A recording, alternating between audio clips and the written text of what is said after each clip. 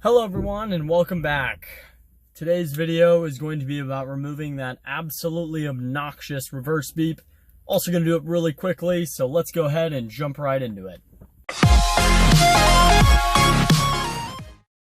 Okay, so jumping right in. Today's video, removing the obnoxious reverse beep in the Prius. Now, for those of you that own a Prius, you probably know that among the top things that are most annoying, the sunshade not covering the entire window when there is a sunny day and you are driving with the sun in your eyes, the seat not being made for a human being and having no lumbar support, by far the most annoying is the obnoxious reverse beep when you are trying to back up. Very, very distracting. No other car does this. No idea why Toyota decided that that was needed.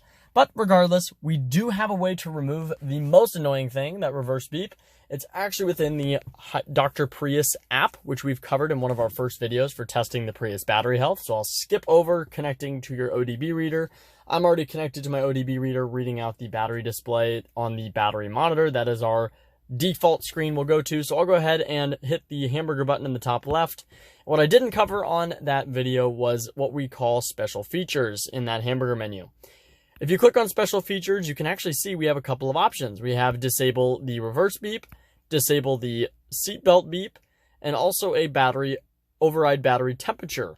And that's in terms of Celsius, which is funny enough, as soon as you click on it, it goes to Fahrenheit. But either way, super awesome that we have these features. Once you check off that box, I believe it takes effect immediately. So I'm going to put it in reverse.